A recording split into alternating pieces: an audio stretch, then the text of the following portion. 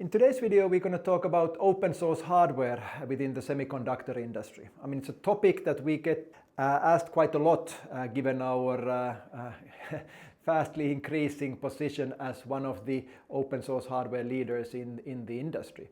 Kind of the context in the semiconductor industry and open source hardware is that often when you go to talk to an existing industry veteran, the starting point is that for the conversation is that, oh, yeah, that's not gonna fly.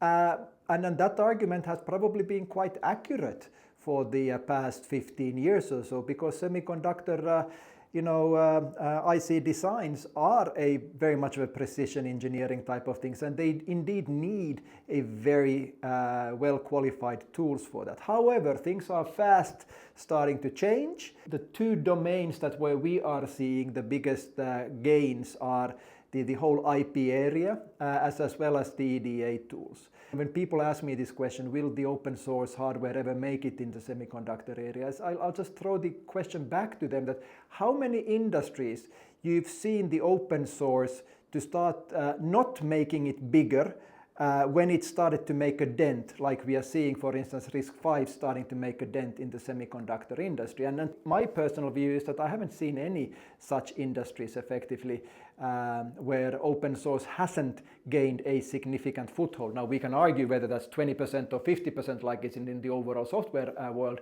Our strong view is that open source hardware is here to stay in the semiconductor industry. We are seeing that with the RISC-V. We are starting to look at the shipment volumes in billions on an annual basis, so, and projected to continue to grow. So I think everybody is quite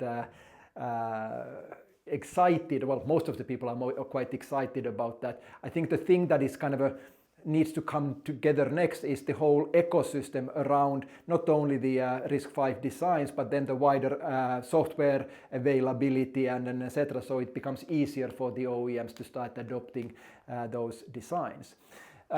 Not as mature area, but especially for us, ChipFlow, a very important area, the EDA tools. I mean, we are seeing multiple OEMs already using them. I'm not going to name any names because it wouldn't be appropriate, but it's especially CocoTB is used by a number of OEMs in the verification area, and there are multiple others. I mean, the whole very later environments, etc. They are over there. And you know, ChipFlow IC design platform really maximizes the use of open source hardware components.